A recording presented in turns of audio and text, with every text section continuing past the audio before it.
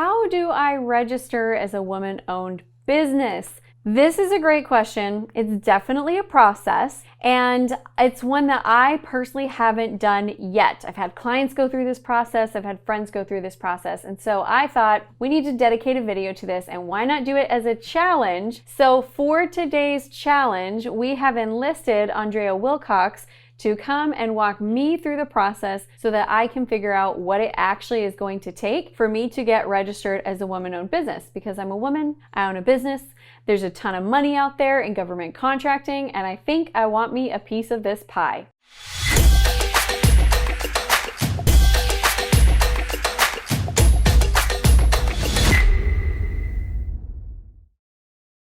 I'm Amy Walker, small business strategist, and I've helped hundreds of entrepreneurs be able to grow their businesses to 6 and even 7 figures, which is why I know you can do it too. I like helping people make more money, and today I'm excited to take this challenge because there is $5 billion spent every year in government contracting, and 5% of that is reserved for women-owned businesses. So I feel like not having this certification, I'm probably leaving some money on the table that maybe I could have, and you might be doing the same thing. Today, I've invited Andrea Wilcox, certified economic developer, to come and walk me through this process because she's brilliant and this is not my area of expertise.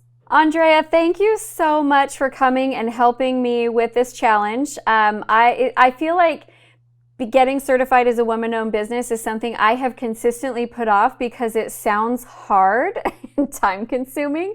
But I know that there's a lot of value into having that certification and being able to access applying for some contracts. So thank you for being here, and I am ready to be a student.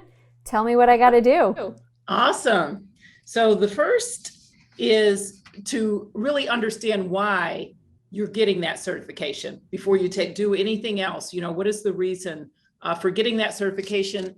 And like we discussed in another segment, you may be wanting to get that so that you can pursue some government contracting opportunities, or you may want to get it so that you can pursue some grant opportunities. So first, understanding what is the purpose of getting the certification. I have seen companies go and get the certification and then not do anything with it and then have it expire, so they have wasted their time. So that would be the number one thing. And to start small with this. That might seem contradictory to how we like to coach women to go big, but on something like this, I like to get that first win under your belt to get a yes before you pursue something bigger that's more complicated, more complex, more paperwork involved. So I would start probably with the state certification program. Find out what that is, Google it. Everybody is in a different place on the program, but look at your state certification for woman-owned business. And you'll need to, in most cases, first register as a supplier with the state that we're talking about. So I'm in Tennessee. So for example, I would go to the state of Tennessee website and see what I need to do to sign up as a supplier, because you're going to usually need that vendor number. There's a vendor number associated with your company. Once you have that vendor number, then you can go back to the state website for the certification and start that process. It's usually online, and you're going to have to first, verify that you are a small business, that you're a small disadvantaged business. So you have to meet the criteria. In many cases, woman-owned means that you are at least 51% woman-owned. So I do have people say, well, there's a woman here, but is it 51% ownership and control of the company? And if that's the case, then you can proceed, with that online certification. Typically, there's a list of documents that you have to have, like your LLC paperwork, your business license, your your insurance policy, general liability insurance, your bank signature card. Your state will have that list of documents that you need to gather up before you start the process online. So getting all those documents in place and then getting them on the jump drive is what I recommend. Getting everything pulled together and then getting it on the jump drive. So you got your jump drive and you're ready now to go online and upload the documents, because it will be an online process for the most part. You're going to upload those things. A lot of things that people don't have Things that they don't have are meeting minutes, especially when it's a single member LLC. They're like, what meeting minutes? Where do I get that? So you can get that, a template for that by just using a site like LegalZoom to get a sample and creating those documents. And now that you know that you have to have these documents for a reason, you'll be doing this on a regular basis with your business. So it really does help you get your act together. You know, by going through this process, it pushes you to that next level of excellence, really.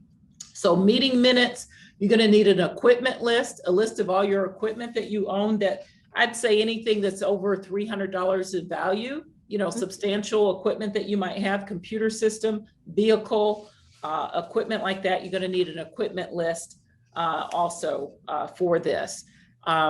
Those are just some of the documents. Now, proof of your equity in the company, that's a hard one. You know, what do you have? What kind of receipts do you have that show that you are the one that put the money into the business to get it started? So that might be a receipt or a lease agreement that you signed as the business owner, something with your signature that shows you're in charge.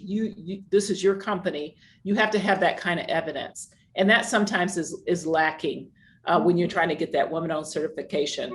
So, and then you submit it, you know, you get that submitted online. I definitely highly recommend going to your nearest small business development center. They can look at your documents and look at your application before you even submit it. You don't want to submit your items and get a red flag, right? To get a problem, because then if you usually will have to wait. There's a waiting period before you can apply again. So we want to go in there clean. And so the best way to do that is to get some other eyes on your documents before you even upload those. So I would visit a small business development center and take your documents, your document list, and let them take a look at that. And then you're ready to go. Oh, I love it. That is really good advice. I would be the person with the messy paperwork that would then be mad for it not getting that in itself. That is worth your weight in gold. So, yes. Andrea, thank you so much for being here. I will admit I don't love paperwork, so I'm a little bit nervous about this challenge, but I've already decided I'm going to enlist my husband who loves paperwork. Yes. And he's going to help us with this process. So thank you so much for being on. I can't wait to see how this challenge goes. You're welcome. Awesome.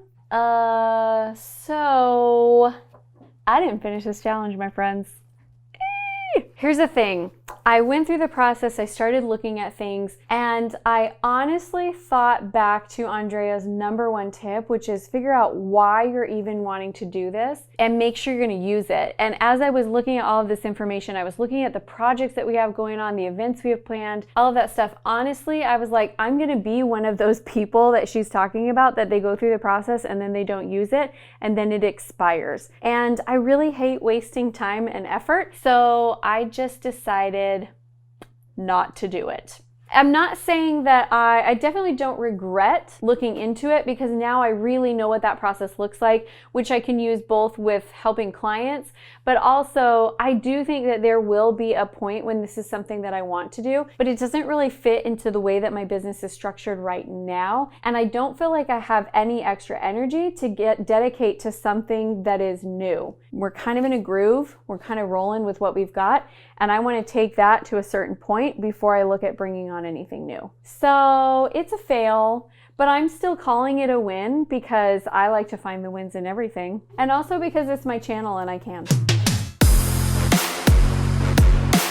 Thank you so much for joining me in this challenge, even if it was a bit of a bum. I hope it wasn't for you. I hope that there are some of you out there going, I am so excited to become a woman-owned business so I can get access to all those funds that are available through government contracting. I appreciate you being here, and I would love to leave you with 2 gifts. The first, I would love for you to go check out my video, How to Plan an Online Conference in 7 Days. That was a major success of a challenge. It's going to walk you through the process of how to create a profitable event, and you can follow along at home. And then number 2, if you are looking for help with your sales and marketing, please go take my Sales and Marketing GPS, where we will analyze what's going on in your business and write you a customized improvement plan so that you can get started creating more leads and more sales. Challenge not accepted.